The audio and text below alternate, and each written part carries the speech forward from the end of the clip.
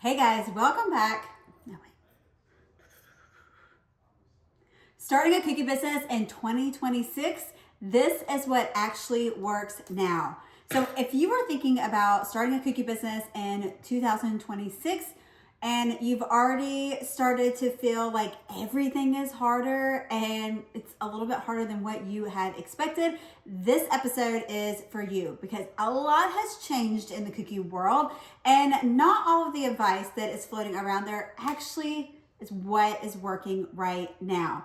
I want to give you tips and tricks. We're going to break down all the things that are different now and what you can be doing no matter what stage that you are at. So what matters now and what is actually working that's going to make you more profitable. It's going to make you more sustainable with your cookie business in 2026. When I started my cookie business over a decade ago, it was very, very different. The landscape was totally different. There were a lot fewer cookie decorators.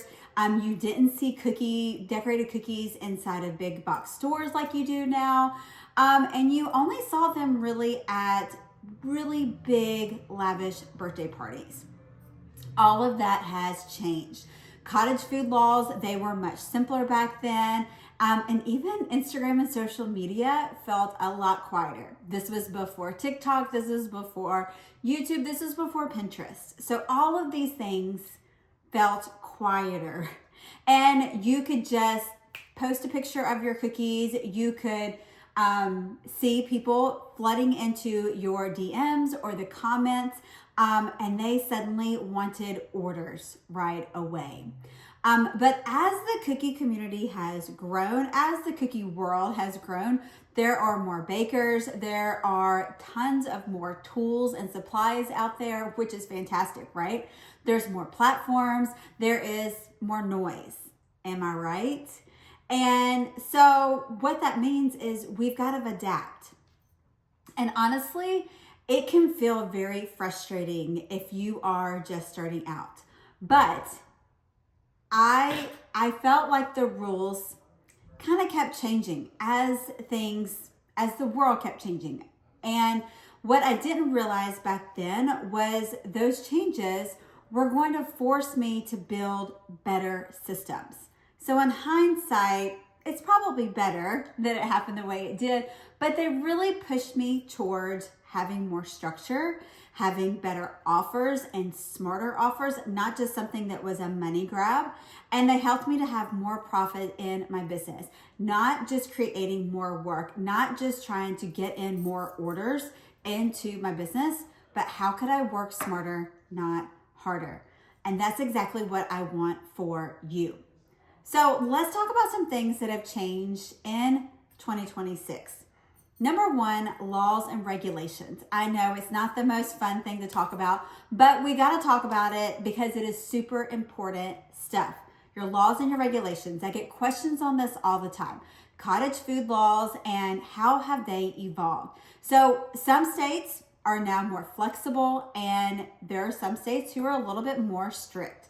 So, and that goes for your packaging, it goes for your labeling, that goes for allergens, and sometimes that even goes for the pickup rules if they're picking up at your home or a different location.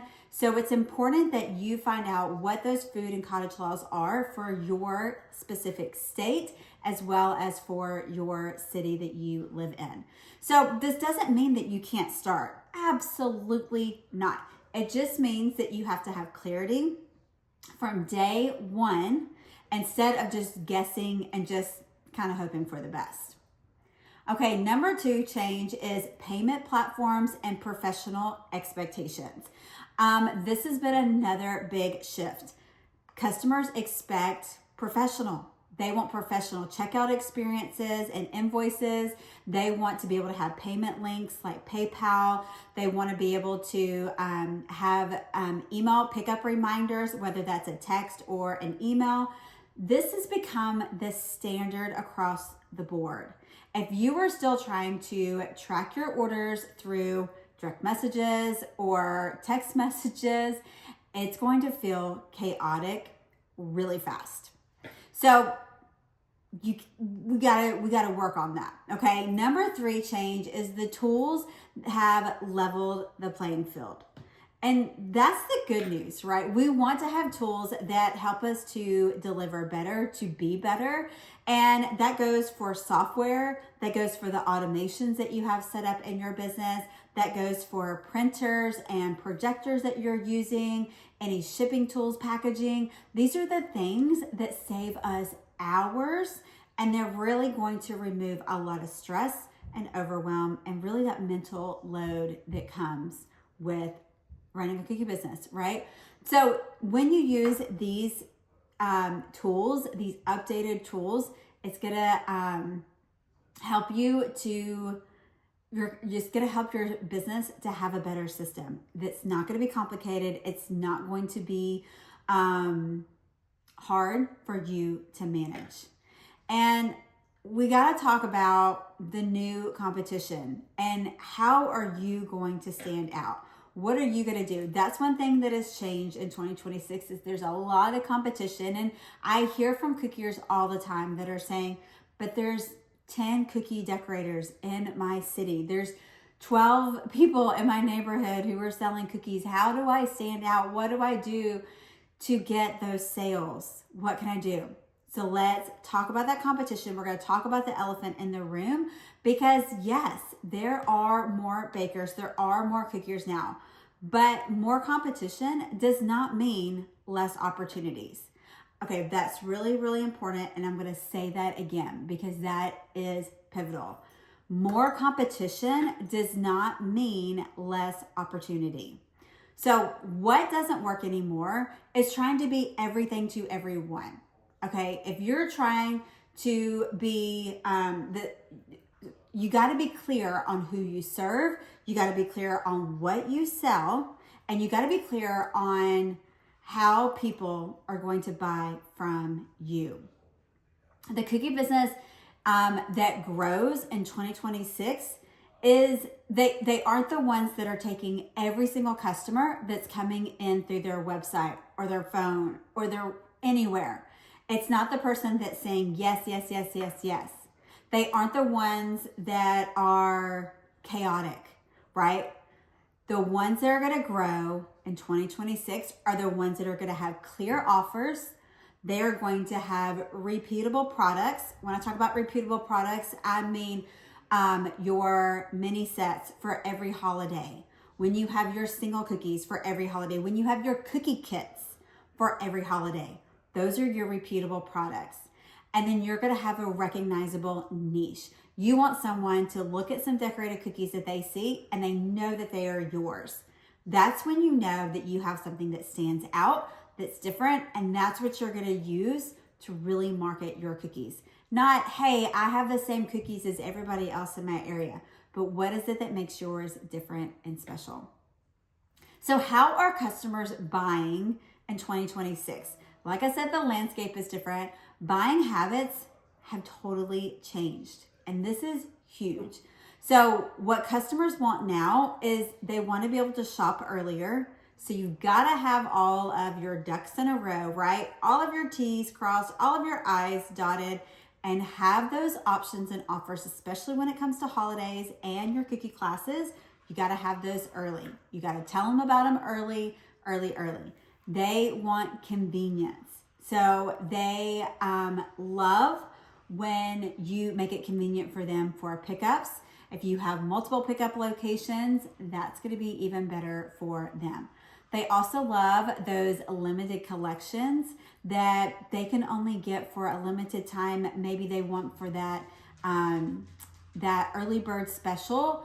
What is something that is limited that makes it really, really special? They're going to expect, obviously, online ordering. What can we not online order these days in 2026?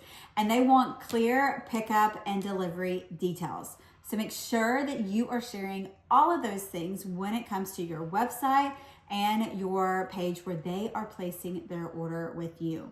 When you build your business around how people are actually buying, your sales are going to become so much easier, right?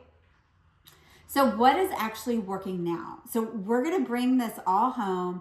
If you are starting, or maybe you are restarting, and maybe you took some time off and you're coming back in 2026 and you're like, do I really want to do this?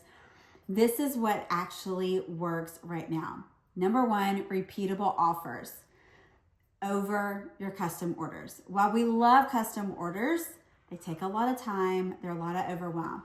But things that are repeatable offers like classes, your holiday pre-sales, maybe you're doing a pop-up every month at a certain location, at a farmer's market, at a holiday market. These are ones that you can scale without burning out, right? That's the key. We don't want to burn out. We might have just come from that season and we don't want to repeat that.